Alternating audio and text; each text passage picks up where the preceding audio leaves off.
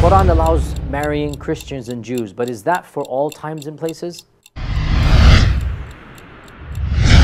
So yes, indeed, the Qur'an allows that a Muslim man can marry a Christian or a Jewish lady if she is a righteous and pious lady and she is chaste and decent. The Qur'an definitely allows this. However, it is mentioned in our books of history that when the Muslims who were in Iraq at the time of Umar ibn Khattab, they began marrying Christians and Jews, Umar radiallahu anh, as a matter of policy, not as a matter of fiqh, he wrote to them and he said, don't do this.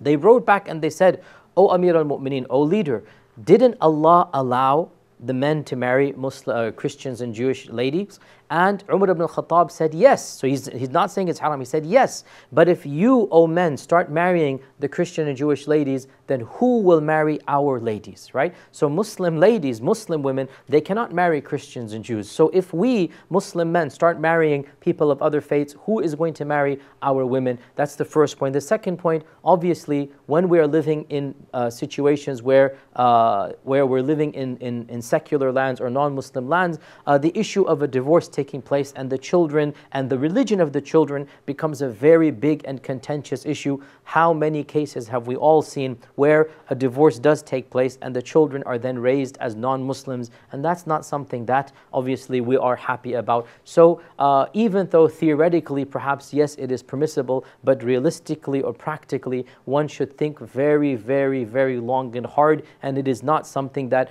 it should be encouraged, because there are potentials that the children will not end up as Muslims, and as well there is already a crisis going on in many Muslim communities of many women not getting married. And it's not fair that our sisters are struggling and they don't have good husbands, and the eligible husbands or bachelors are then marrying outside of the faith. Our sisters deserve just as much care and concern, in fact more so as well. So I would definitely not encourage this, but I cannot say that it is haram or sinful to do so. I will simply say that this is something that should be discouraged, and emphasis should be given of marrying within our own faith, and Allah Azza wa Jalla knows best.